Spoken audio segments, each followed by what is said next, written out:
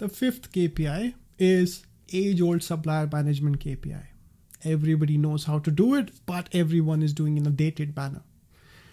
Here are the few things which are being done today to what we call as supplier management KPI. Suppliers are monitored in terms of the quality rejection rates, how many products are recalled. They are also monitored in terms of their lead times, how fast they are able to ship. They're also monitored in terms of their delivery performance, some models called OTIF, which is on time in full, basically to what percentage they are complying to the delivery dates they have promised or you have asked. In some instances, people monitor them in terms of their cost competitiveness, and also they run some surveys to find whether they are keeping people happy. In some semi-matured organization, people will monitor their SLAs in terms of their actual product performance. If they have promised, for example, 99.9% of uptime and they have delivered 99.7%, they will be penalized. If you're there in this concept, you are actually doing a really good job. However, we are talking about the new age KPIs for supplier management. And I'm talking about CPOs who are becoming entrepreneurs in their own organizations. So to have that kind of a lens, the following are the new age KPIs in supplier management.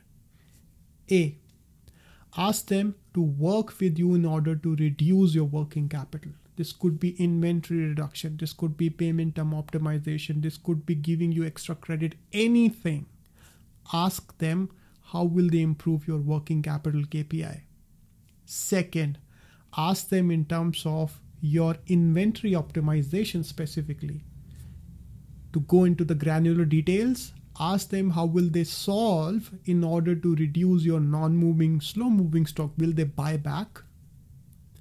Second, will they actually introduce some lean inventory management concepts? It could be anything, just in time. It could be a common pool of your critical spares. It could be setting up a warehouse near to your factory, anything under the sun. But they need to have these kind of KPIs. I've already spoken about the margin as a KPI in my first video. Now that margin improvement KPI can never happen in isolation. It will need certain kind of matured suppliers where you have to open up your product demand. You have to open up your costing structure, and the supplier has to find the opportunities where the reduction can happen.